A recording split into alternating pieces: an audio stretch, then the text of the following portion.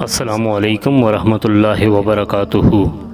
حضرت جنید بغدادی رحمۃ اللہ علیہ کے پاس کسی نے ایک پرندہ بطور تحفہ بھیجا۔ آپ نے اسے قبول فرما کر پنجرے میں بند کر دیا اور کچھ مدت اپنے پاس رکھ کر ایک دن اسے آزاد کر دیا۔ کسی نے پوچھا، حضرت آپ نے اسے آزاد کیوں کر دیا؟ آپ رحمۃ اللہ علیہ نے فرمایا، مجھ سے اس پرندے نے بڑی منت سے کہا تھا، اے جنید رحمۃ اللہ علیہ، افسوس ہے کہ تو اپنے دوستوں سے ملاقات کا لطف اٹھائے اور مجھے میرے دوستوں سے ملنے سے دور رکھے اور پنجرے میں بند رکھے۔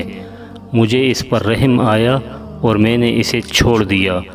اڑتے وقت وہ کہنے لگا، پرندہ یا جانور جب تک اللہ کے ذکر میں مصروف رہتا ہے آزاد رہتا ہے، اور جہاں اس پر غفلت طاری ہوتی ہے قید میں مبتلا ہو جاتا ہے۔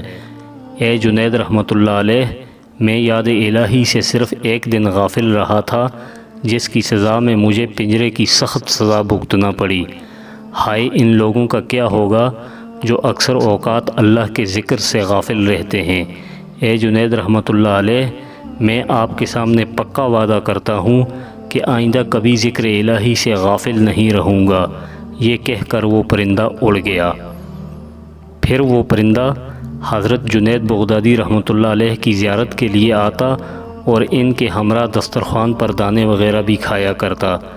جب حضرت جنید بغدادی رحمۃ اللہ علیہ کی وفات ہوئی تو یہ پرندہ بھی زمین پر گر کر اسی وقت مر گیا۔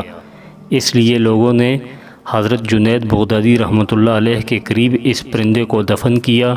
بعد وصال کسی نے خواب میں دیکھا تو پوچھا، آپ کا کیا حال ہے؟